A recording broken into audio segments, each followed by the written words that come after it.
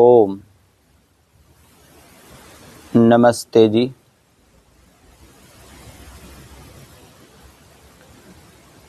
दिनांक 3 अक्टूबर 2025 ईस्वी, दिन शुक्रवार, तिथि एकादशी, 18:32 तक, तत्पश्चात द्वादशी। नक्षत्र श्रवण 9:34 तक, तत्पश्चात धनिष्ठा। पक्ष शुक्ल, मास आश्विन, ऋतु शरद, सूर्य दक्षिणायन। सूर्योदय प्रातः 6:15 पर दिल्ली में, सूर्यास्त सायं 18:05 पर। चंद्रोदय 15:46 पर, चंद्रास्त 26:59 पर। सृष्टि संवत्सर 1,96,08,53,126, कलयुगाब्द 5,126, विक्रम संवत 2082, शक संवत 1947, दयानदाब्द 201। ओम।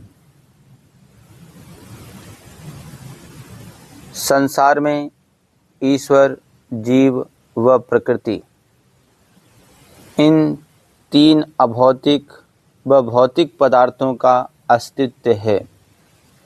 ईश्वर व जीव अभौतिक व चेतन है तथा प्रकृति भौतिक व जड़ सत्ता है।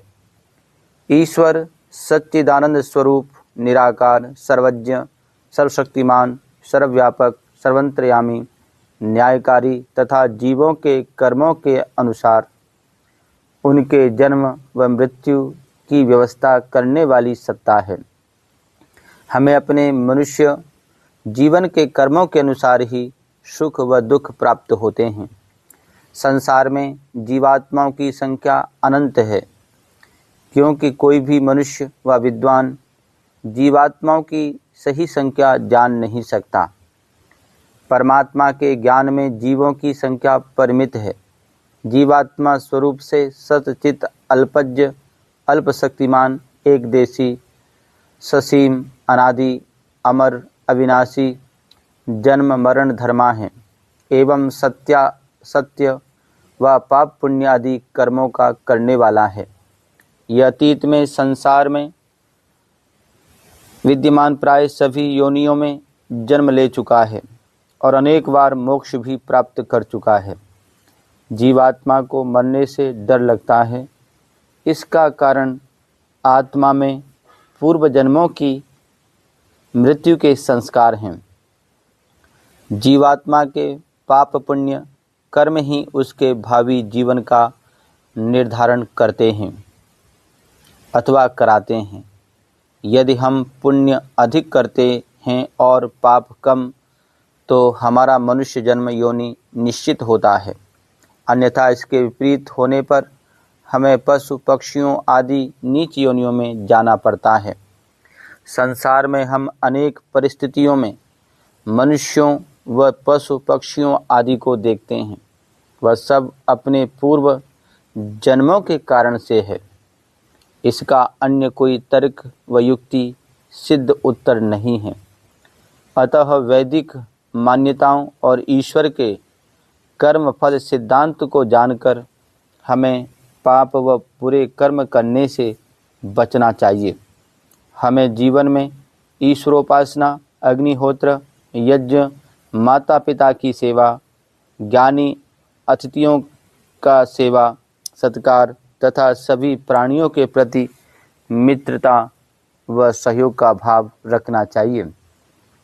ऐसा करके ही हम इस जीवन में सुखी रह सकते हैं और अपने पर्व जन्म को भी उन्नत व सुखी बना सकते हैं। परमात्मा ने हमें मनुष्य बनाया है। हमारे इस मनुष्य जन्म का उद्देश्य क्या है? परमात्मा ही वेद में इसका उत्तर देते हैं कि ज्ञान प्राप्ति एवं सद्ज्ञान के अनुसार कर्मों को करना ही हमारा उद्देश्य है। संसार में मुख्य ज्ञान वेदों का ही है। वेदाध्ययन से हमें ईश्वर, जीवात्मा, सृष्टि व समाज का यथार्थ ज्ञान होता है। हमारे कर्तव्य क्या हैं, यह भी वेद हमें बताते हैं। वेद व वैदिक साहित्य को पढ़कर विदित होता है कि मनुष्य जीवन का उद्देश्य अपने पूर्व जन्मों के पाप पुण्यों के कर्म फल भोगने सहित विद्या प्राप्ति करने के साथ ईश्वरोपासना यज्ञादि सत्कर्मों को करना है। ऐसा करने से ही मनुष्य स्वस्थ रहकर सुख भोग सकता है। सुख भोगते हुए हमें सुखों में लिप्त नहीं होना चाहिए, अपितु परमार्थ के कार्य भी करने चाहिए। ऐसा करने से हमारा यह जन्म व परजन्म सुधरता व उन्नत होता है। परमात्मा ने मनुष्य शरीर में ज्ञान प्राप्ति व कर्म करने के लिए हमें इंद्रियां दी हैं।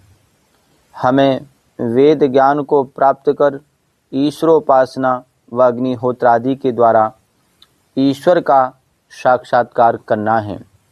ईश्वर का साक्षात्कार ही मनुष्य को जन्म व मरण के दुखों से मुक्ति एवं अक्षय सुख व आनंद प्रदान कराता है। आज का